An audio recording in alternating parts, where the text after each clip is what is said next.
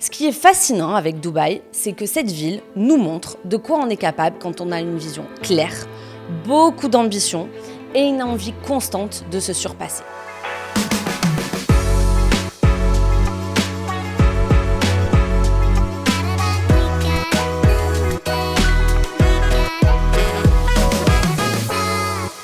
Bonjour à tous, j'espère que vous allez bien. Aujourd'hui, on se retrouve pour lancer la première vidéo d'une série de 3 épisodes où on va décortiquer ensemble l'investissement immobilier ici à Dubaï. Si vous vous interrogez sur le fait d'acheter à Dubaï, sur les raisons, les processus, les meilleurs emplacements et les types de propriétés à privilégier, je vous invite à vous abonner à cette chaîne. Comment va se composer cette petite série de vidéos? Dans l'épisode 1, je vais vous présenter Dubaï, ses quartiers, son plan de développement et pourquoi ça peut être intéressant pour les personnes qui souhaitent investir ici. Dans l'épisode 2, nous verrons ensemble les détails de l'investissement off-plan, c'est-à-dire tout simplement l'achat d'un appartement dans un programme neuf.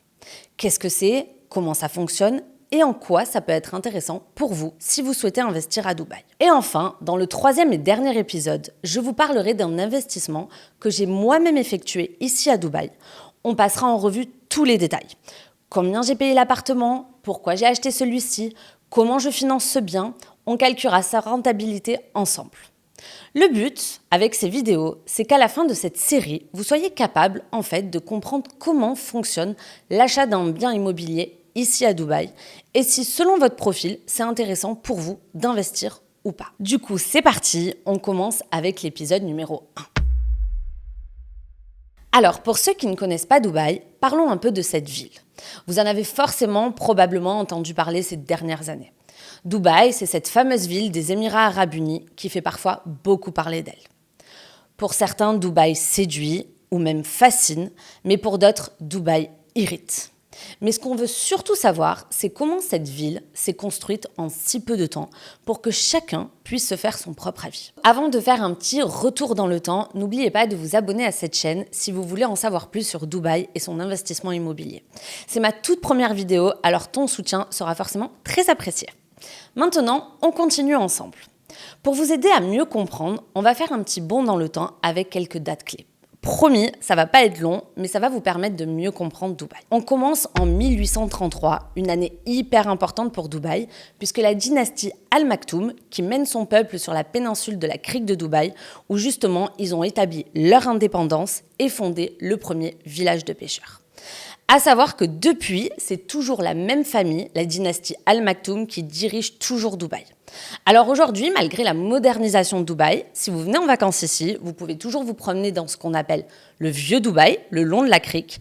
Et petit tips cadeau pour vous, c'est très sympa à faire, très dépaysant par rapport à ce qu'on peut voir dans Dubaï. Et vous pouvez surtout traverser le fleuve pour 1 dirham dans un bateau traditionnel, ce qui fait à peu près 25 centimes d'euros. On avance un peu dans le temps et on arrive en 1959. C'est l'année de l'ouverture de l'aéroport de Dubaï, ce qui symbolise surtout la volonté de cette ville de s'ouvrir au monde et de devenir un centre international important. 7 ans plus tard, on est en 1966 et une découverte capitale est faite, celle du pétrole. Alors, clairement, le pétrole a été un tournant clé de la transformation de Dubaï. Petite parenthèse sur Dubaï et le pétrole. Alors oui, la ville possède des réserves de pétrole, mais elle est également consciente du fait que ces réserves ne sont pas illimitées. C'est pourquoi Dubaï s'est stratégiquement orienté vers la diversification économique. Oui, parce qu'on entend tout et son contraire sur le pétrole. Donc oui, le pétrole a été le tremplin initial pour le développement de la ville, mais cette ville a surtout su se transformer en un centre mondial de tourisme, de commerce et de finances, montrant justement sa vision à long terme au-delà de ses ressources naturelles qui sont le pétrole. Parenthèse fermée. On passe maintenant en 1971. C'est l'année de la formation des Émirats Arabes Unis. L'indépendance et la création des Émirats Arabes Unis ont forcément et fortement influencé le statut politique et économique de Dubaï. Pour ceux qui ne connaissent pas les différents Émirats Arabes Unis, il y a Abu Dhabi, Dubaï, Sharjah, Ajman, Al Quwaim, je ne sais jamais si je le prononce bien, Ras Al Khaimah et Fujairah. Maintenant qu'on a fini avec ce petit cours de géographie, on arrive maintenant dans les années 2000 et notamment en 2001. C'est un moment phare puisque Dubaï a marqué le monde avec le lancement de la palme Jumeirah. Pour ceux qui ne connaissent pas, la palme Jumeirah, c'est une île artificielle en forme de palmier qui a littéralement été créée de A à Z. C'est un projet énorme et innovant qui est devenu un symbole de la vision futuriste de Dubaï. En 2010, Dubaï continue son ascension internationale avec la création de la plus haute tour du monde. C'est la tour qu'on voit partout. C'est vraiment le symbole de la ville, un peu comme la tour Eiffel à Paris. Il s'agit de la Burj Khalifa qui fait 828 mètres. Maintenant, on passe de 2020 à 2024, des années qui vous parleront peut-être plus. Durant ces années, Dubaï a continué sur sa lancée, consolidant son statut de leader dans les domaines de la technologie, du tourisme et de la diversification économique. Face à la crise du Covid, Dubaï a également démontré une gestion exemplaire. La ville a adopté des mesures proactives pour protéger ses habitants, mais aussi les touristes, tout en soutenant son économie. Cette période a vraiment confirmé la position de Dubaï en tant que métropole mondiale. Qu'on aime ou qu'on n'aime pas, on a le droit, mais on ne peut pas nier que cette ville a réussi à s'établir en quelques années seulement comme un centre économique et culturel de premier plan sur la scène internationale. Ce qui est fascinant avec Dubaï, c'est que cette ville nous montre de quoi on est capable quand on a une vision claire, beaucoup d'ambition et une envie constante de se surpasser. Une autre particularité de la ville que vous ne savez peut-être pas, c'est qu'elle est composée en majorité d'expatriés.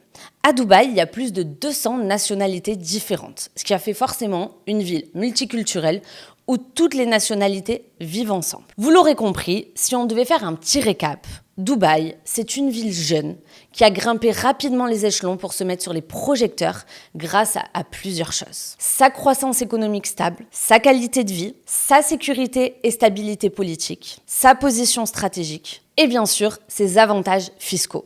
On ne va pas faire semblant de les avoir oubliés non plus, on sait qu'on est aussi là pour ces raisons.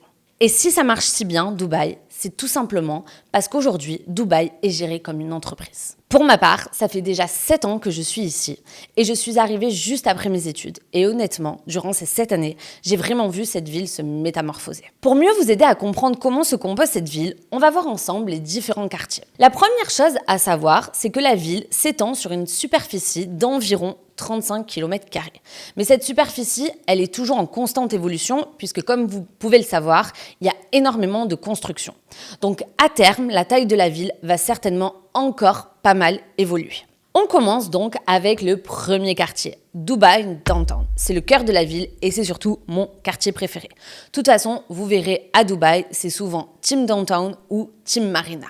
À Downtown, on y trouve notamment le Burj Khalifa et le Dubai Mall, un des plus grands centres commerciaux du monde. Ce quartier, c'est un mélange d'hôtels, de commerces, mais aussi beaucoup de résidences, puisqu'il y a pas mal d'expatriés qui vivent ici.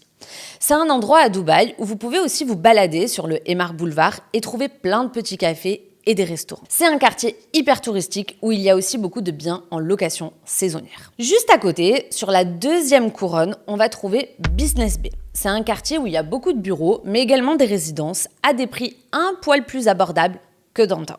On part ensuite maintenant de l'autre côté de la ville, à environ 20-25 minutes, pour découvrir Dubai Marina.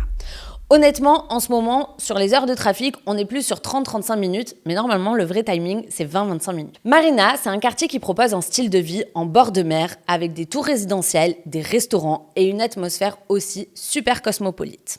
C'est aussi un lieu qui mélange des résidents et des touristes, puisque vous êtes au bord de l'eau et que les touristes souvent aiment bien cette partie-là. Le troisième quartier, il y a la palme Jumeirah, que nous avons justement évoquée plus tôt.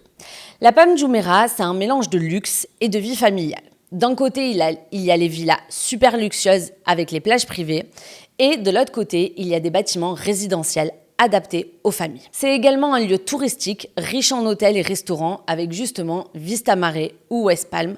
Très sympa au passage si vous cherchez un endroit pour dîner au bord de l'eau. Le trajet pour se rendre à Downtown depuis la Palme, c'est à peu près 20-25 minutes, pareil selon votre position sur la Palme. Ensuite, on change de quartier, on part de l'autre côté de la ville, on passe à Dubai Creek Harbour, qui est le nouveau quartier tendance à Dubaï. C'est un quartier en pleine expansion. Dubai Creek Harbour, c'est un cadre tranquille avec des superbes vues sur le centre-ville puisque vous avez une vue sur toute la skyline de Dubaï. Les appartements, ils sont modernes, puisque forcément c'est récent, et c'est surtout un endroit idéal pour les familles. C'est le coin parfait pour ceux qui recherchent un peu de sérénité tout en restant proche du centre, puisqu'on est seulement à 15 minutes de downtown. Ensuite, on a un autre quartier qui a émergé il y a quelques années, c'est Dubai Hills. C'est un coin tranquille, pas trop loin du centre, à 15-20 minutes de downtown, et c'est un mélange de maisons, d'appartements, avec plein d'espaces verts. C'est justement super pour les familles puisqu'il y a pas mal de bonnes écoles, d'hôpitaux, un centre commercial déjà bien établi et surtout, c'est un quartier à taille humaine. Les personnes choisissent souvent Dubai Hills pour son calme et son côté pratique. Ensuite, dans la continuité de Dubai Hills, vous avez un nouveau quartier, Arjan. C'est une zone en pleine expansion à environ 20-25 minutes de downtown. À la base, Arjan est conçu comme un quartier un peu plus périphérique qui propose des logements un peu plus abordables. Du coup, c'est ce qui en fait un choix idéal pour les familles et ceux qui arrivent et s'installent à Dubaï et qui recherchent plutôt un environnement calme et serein. Même si on peut penser que c'est un quartier plus excentré, Arjan reste facilement accessible puisqu'il est proche de 2 grandes artères de la ville. Le quartier aujourd'hui continue de se développer, il y a énormément de construction, c'est un quartier avec un énorme potentiel. Et enfin, pour le dernier quartier, vous avez Jumeirah Village Circle, JVC pour les intimes. C'est un quartier qui a été initié en 2005 pour offrir une alternative plus abordable au quartier plus onéreux de Dubaï. JVC s'est situé à peu près à 25 minutes de downtown et seulement 20 minutes de la marina. C'est un quartier résidentiel, familial, qui a énormément évolué. Devenant de plus en plus prisé, sa facilité d'accès à downtown et à la marina en fait un lieu stratégique pour ceux qui cherchent la tranquillité, pas trop loin. Évidemment, à Dubaï, il y a d'autres quartiers comme City Walk, Deira, Blue Waters et des quartiers aussi avec des maisons comme Arabian Ranches, Meadows et Springs que je n'ai pas développées ici mais qui pourront faire l'objet d'une vidéo si vous le souhaitez. N'hésitez pas à me le dire en commentaire si vous avez des questions précises sur certains quartiers. Vous l'aurez compris, dans chaque quartier de Dubaï, on trouve presque tout ce qu'il vous faut, comme des commerces, des écoles, des hôpitaux, des restaurants. Chaque quartier ressemble presque à une petite ville dans la ville. Donc souvent, en fait, quand vous êtes dans un quartier, vous y trouvez tout ce que vous avez besoin. Donc, mis à part peut-être pour aller à votre travail s'il est à l'extérieur de ce quartier, souvent, vous restez dans le même quartier. Ce qui est fou, c'est que les quartiers et les équipements vont continuer à se développer à Dubaï, notamment avec le plan Dubaï 2040. Le nom exact, c'est l'Urban Master Plan du Sheikh 2040. En fait, vous l'aurez peut-être compris, mais Dubaï évolue énormément selon la vision d'un homme, la vision futuriste du Sheikh. Donc la ville, en fait, elle est en perpétuel mouvement et cette dynamique ne s'arrête pas là. Maintenant, pour vous aider à mieux comprendre ce plan, zoomons un peu plus sur les différentes ambitions de ce plan urbain 2040. Ce projet ambitieux se focalise sur 5 différents axes. Premièrement, le développement de 5 centres urbains clés. On pourra les développer dans une vidéo si vous le souhaitez. Le but, en fait, avec ces 5 centres urbains, c'est de vraiment créer des petites villes dans la ville. C'est ce qu'on pourrait tout simplement, en fait, comparer en France, à Paris, aux arrondissements. Le deuxième axe de ce plan, c'est vraiment d'améliorer considérablement la qualité de vie à Dubaï en faisant d'elle une ville idéale pour vivre, avec des nouvelles infrastructures de plus en plus innovantes. Le troisième point, c'est le développement considérable des espaces verts. La ville veut devenir plus verte avec des espaces naturels de partout. Quatrième point essentiel, c'est la préparation de la ville à l'augmentation significative de la population. À savoir, et pour moi c'est un des points les plus importants, notamment si vous pensez à l'investissement immobilier. Dubaï, en fait, souhaite doubler sa population sur les 16 prochaines années, passant aujourd'hui de 3,8 millions d'habitants à presque 6 millions à 2040. Et enfin, le dernier point de ce plan, c'est l'amélioration des transports publics, notamment avec des nouvelles lignes de métro. Donc ce nouveau plan 2040 montre clairement que Dubaï est une ville en constante évolution. Ce projet montre vraiment la capacité de cette ville à innover et à se développer, voulant toujours attirer plus de personnes, plus d'expatriés, plus de familles, mais également plus d'investisseurs. Puisqu'on parle d'investisseurs, c'est le moment de rentrer dans le vif du sujet. Vous l'aurez compris, depuis un certain temps, Dubaï déploie des efforts énormes pour attirer encore plus de monde, y compris des investisseurs.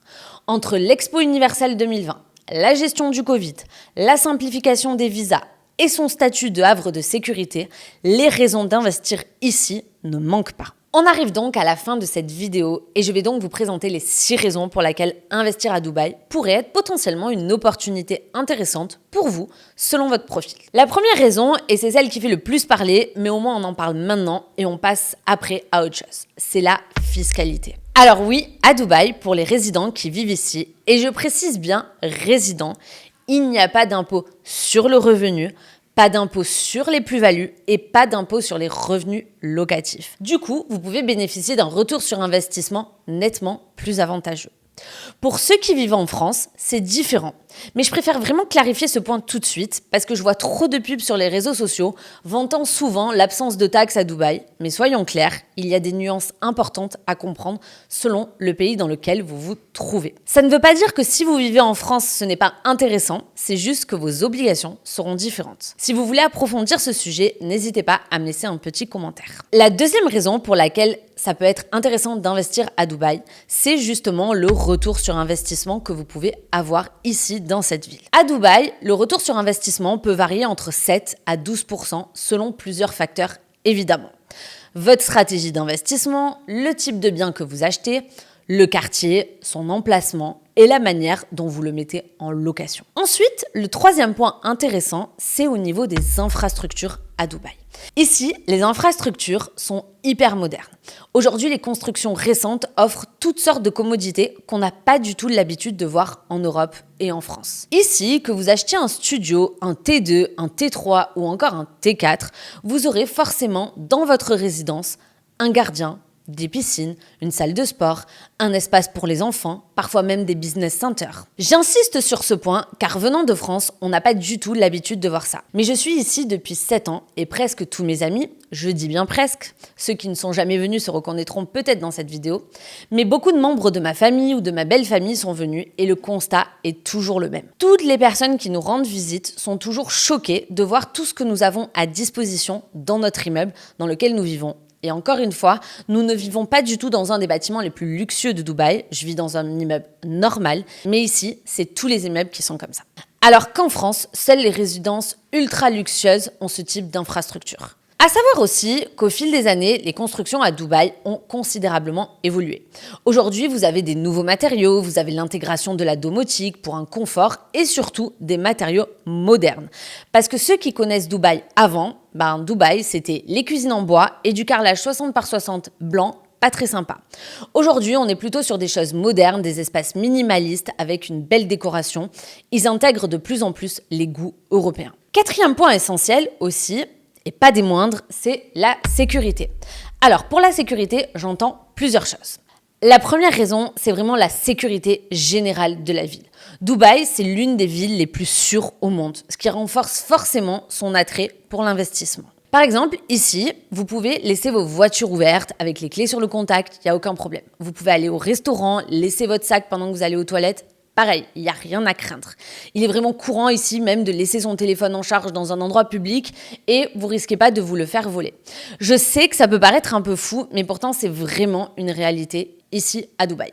Le deuxième point sur la sécurité que je veux évoquer, c'est la sécurité en tant que propriétaire. On en parlera dans une autre vidéo, sinon celle-ci elle va durer 3 heures.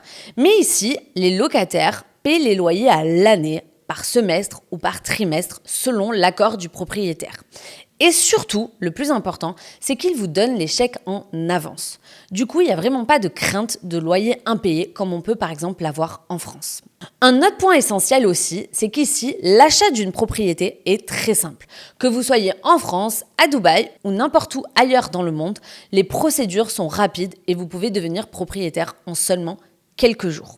On est très loin des délais qu'on connaît aujourd'hui en France. Un autre point qui me paraît essentiel à aborder, mais on passera plus de temps sur ce sujet dans l'épisode 2, c'est qu'ici, les promoteurs immobiliers offrent des facilités de paiement permettant même sans crédit immobilier de devenir propriétaire et surtout sans intérêt. C'est un avantage vraiment énorme si on compare à d'autres pays du monde. Et enfin, comme on a pu le voir avant, le marché immobilier de Dubaï est en pleine expansion avec le plan de Dubaï 2040 et cette vision du chèque qui prévoit de doubler la population de la ville. Du coup, forcément, la demande de logement est destinée à augmenter, stimulant le marché. Dernier point aussi, pour ceux qui ont déjà investi en France ou ailleurs, ici vous avez l'opportunité de diversifier votre portefeuille immobilier. Cet investissement peut s'adapter à différents profils d'investisseurs, que vous soyez intéressé par des biens neufs, du off-plan, ou des biens existants sur le marché secondaire. Pour finir, avec ce premier épisode, vous avez pu voir que Dubaï est une ville en plein essor, où chaque quartier offre son propre charme. Avec le plan Dubaï 2040, la ville s'engage vers un avenir durable et innovant. L'investissement immobilier ici présente de multiples avantages, la fiscalité favorable, les rendements attractifs et surtout la sécurité. Ça peut être un choix judicieux pour justement diversifier votre portefeuille. Du coup, on se retrouve dans quelques jours pour l'épisode 2 où on parlera ensemble de l'investissement off-plan. En attendant, n'hésitez pas à poser toutes vos questions en commentaire et merci d'avoir regardé cette vidéo.